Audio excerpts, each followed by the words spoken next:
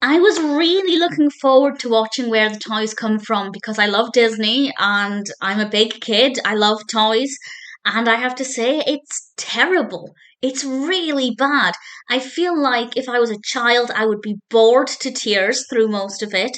And it's not very engaging at all.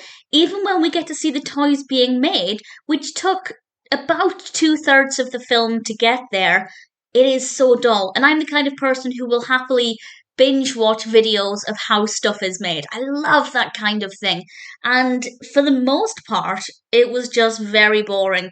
This was released originally in 1983. It's written and directed by Theodore Thomas, and we have a little girl called Robin, played by Erin Young, and she has these toys called Zoom and Peepers. And the toys themselves, those two toys do look very bright and colourful. That's basically the only colour we get in this. It is otherwise very dull, very muted colours, not very interesting to look at all. And these toys, they're voiced by Larry Wright, who voices Zoom, and Jon Harvey, who voices Peepers. They want to know where they come from, and Robin helps them. She takes them to be with some other toys, and then ultimately they go quite far away. I won't say just how far they go, but it's certainly quite a journey they go on.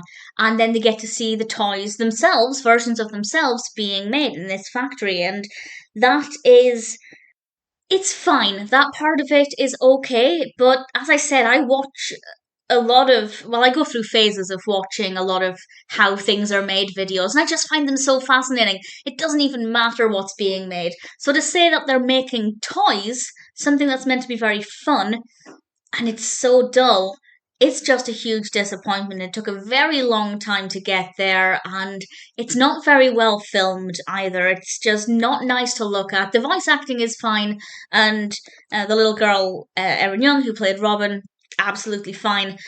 But other than that, and I guess the visual appearance of Peepers and Zoom, it's just not very good. I was very, very disappointed by this.